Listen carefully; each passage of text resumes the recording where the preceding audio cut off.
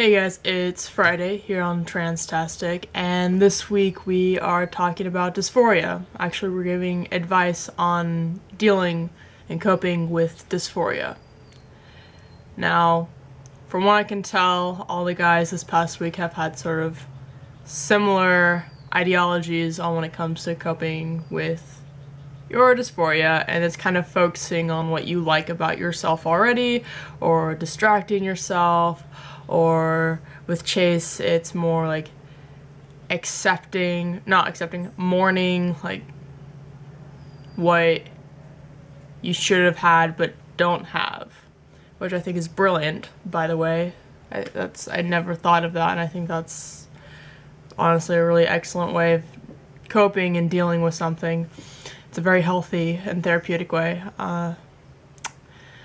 But for me, I mean, I've had issues with my body of gender-related and non-gender-related for majority of my life, and you know, I've dealt with it by overeating or by bottling myself up or just unhealthy ways, and those are not good ways. But I mean, if it gets the job done for you, like, do it. Honestly, like, I'd rather have somebody overeat or bottle up their feelings or just like not have very good coping mechanisms rather than fall into a deep depression and become suicidal. Like, I'd rather you have kind of bad coping mechanisms rather than wanting to kill yourself. In an ideal world, I'd rather you not have either. But this is not an ideal world. For me, when I get dysphoric, I just I like to work out.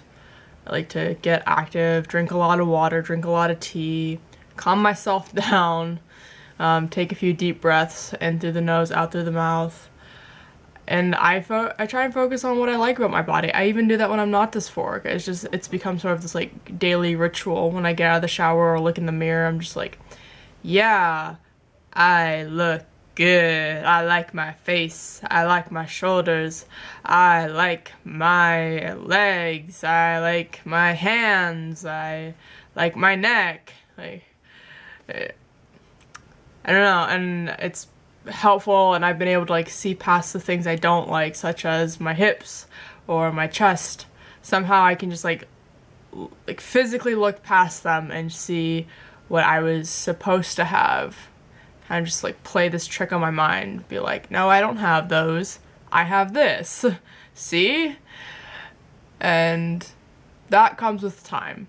And another thing I want to point out is learning to deal with dysphoria is sort of something that comes with age. It takes time to learn how to deal with dysphoria, and you get better at it. And I get a little bit frustrated when people talk as if getting surgeries or starting T will make your dysphoria go away, will make your problems better, when in truth it might make your problems worse. It might make your dysphoria worse.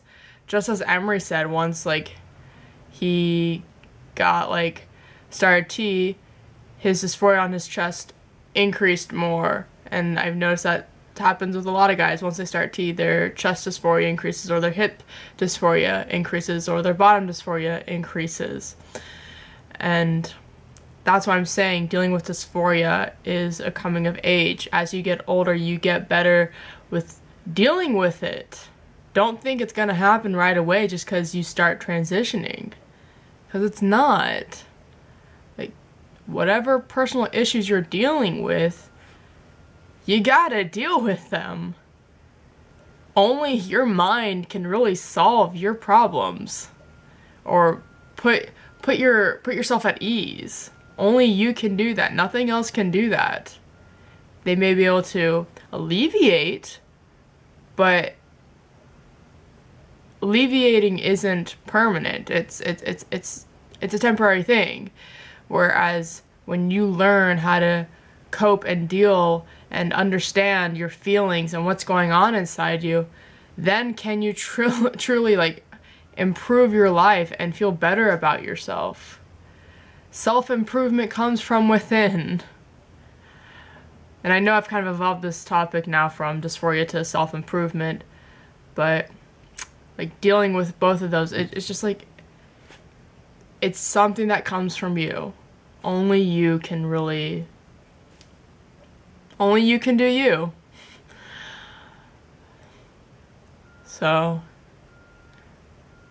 I know I didn't give any like concrete advice on how to deal with your dysphoria if you have it, and I know that's what a lot of guys and girls are looking for.